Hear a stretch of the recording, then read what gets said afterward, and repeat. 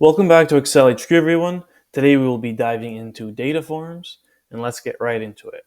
The data form that we will be reviewing today is a simple entry form for a table, which becomes more helpful the bigger your table is or the more columns that you might have.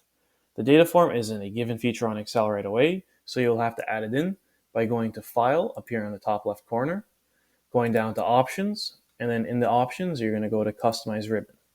From here, you're going to go to Popular Commands, click on that, and switch it out to commands not in the ribbon because forms are not currently a included feature as soon as you get Excel.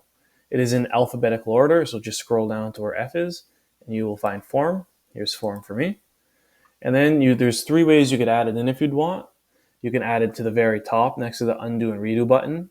You can make a new tab, so help power pivot, it would just be a new one right next to it and it will be on its own. Or you could add it into a pre-existing tab, which I think is best and which we're going to do. So I'm going to click on data here, and then I'm going to click new group, and then it's going to go in this new group. If you want to rename the new group, if you can, if you want. However, I'm just going to leave it as that. I'm going to click on form here, and once I click add, it's going to move it from the left side to the right side and put it in my new group. I'm going to press OK, and it's going to bring me to my data tab up here at the top, and on the far right here is form in the new group. And just to use the form, all you have to do is click on a pre-existing table, click on your form, and it will bring up this interface for you. And with this interface, you can go through all of your employees if you want. You can delete employees, so let's delete employee 1003. There we go. I can add in a new employee if I want, so I'll click new here, employee ID 1021. Let's name the guy David. And I click new, and it puts David down at the very bottom of my row and then gives me an opportunity to add another person.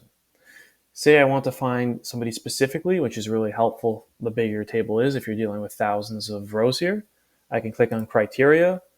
For employee ID, I'm going to go 1010, and then I'm going to press find previous, and then here they are. I found them, and now I can modify what I want in it as well. Say that I want to change this person's employer ID to 1022. I can do that right there by changing it from 1010 to 1022. And to confirm the change, all I have to press is new.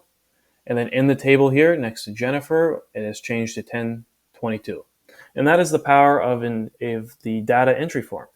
If you enjoyed this video, make sure to subscribe. And if you want to see anything else in the future, please leave a comment down below.